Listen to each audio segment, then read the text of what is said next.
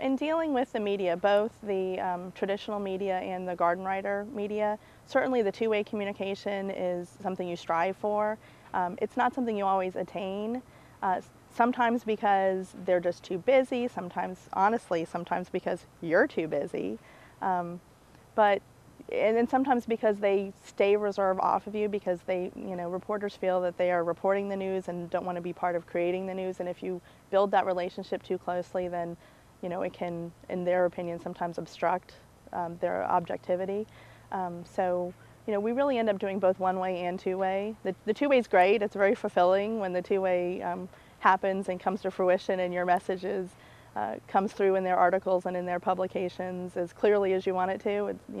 That's probably like the key moment where you feel like I've really done a good job at what I'm doing. But practicality, we definitely participate in both one-way and two-way. There are a lot of examples of one-way and two-way communication, I think, in our office. The one-on-one phone calls we get certainly is a two-way conversation about, the safety of our dairy foods and any questions they might have about environment or animal welfare. So there's a lot of that goes on. And then we are asked an awful lot to go out and do speaking to groups.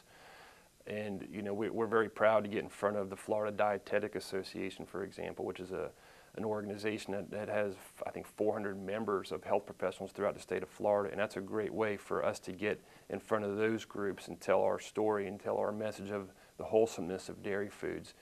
We speak an awful lot in front of school food service directors and groups that are on the front line of making sure our students in Florida are getting fed properly, and we want to make sure that our presentations to them are understood and heard, and that they are getting the correct information as well. We're proud, when we have success stories to share, when we get that consumer on the telephone who has a certain fear or misperception about our dairy foods. And it's not uncommon that someone will call up and say, I'm concerned about the hormones in milk, or I'm concerned that there's antibiotics in milk.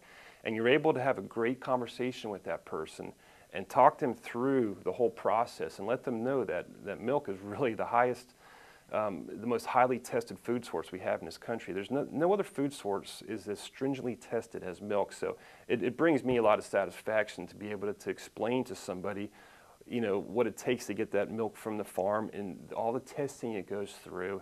And then at the end of that phone call, it's really satisfying for that person to say, okay, I'm glad I called you. I'm glad I got the truth, because again, there's so much bad information put out there by the activists of the world, or just people who don't bother to really research the truth, who don't take the time, to look into things. So when we get those calls and we feel we've turned somebody, turned them around a little bit back into dairy, and then we share that story with the farmer, it's nice to see the farmer get real excited that, they're funding our organization for just that purpose right there. We're able to go back to that farmer and say, because we are here, we were able to talk to that consumer about the truth of what you do on your farm.